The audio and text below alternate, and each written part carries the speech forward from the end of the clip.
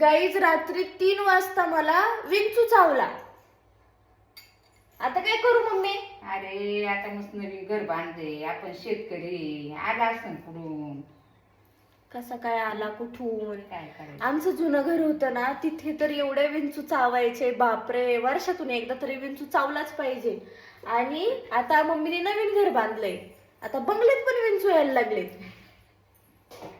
Mummy चल शहरात, हा? शहरात चल शहरात. नको बाई, शहरामध्ये काय आहे, माझ्या सोडून शहरात काय मागलं. बस मी राहा बाबा शेतीमध्ये, आपल्याला नाही राहायचं. सिटी मध्ये नको, बिलकुल नको. घर सोडून यायला नको मम्मीला.